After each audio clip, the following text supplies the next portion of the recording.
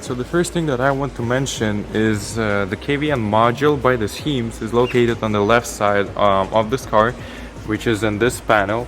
Not with this one, because we also thought that it was on the left side, so we took a look into it. We were trying to find it. Maybe it was up there, maybe down there, maybe in there. No, it's not. It's actually on the right side, right above the battery, which is like right there.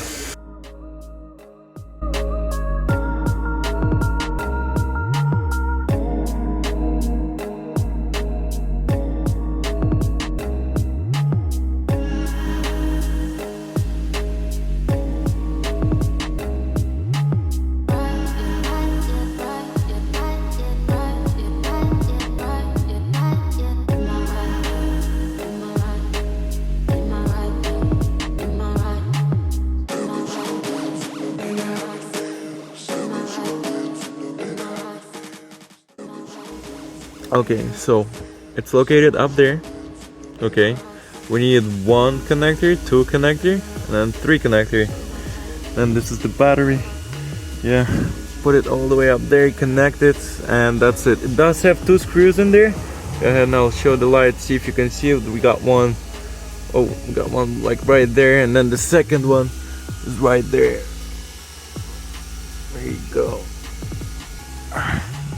Right, so this is the second key that we made him. Okay, Range Rover. Oh, Range Rover. I'm about to show you that it works. This is the original key that that the customer had. So I'll go ahead and I'll show you that. I'm gonna show you the installation process of how you need to put this one inside of the car, and then we're gonna test out the keys, start it, drive it around, and then check it out.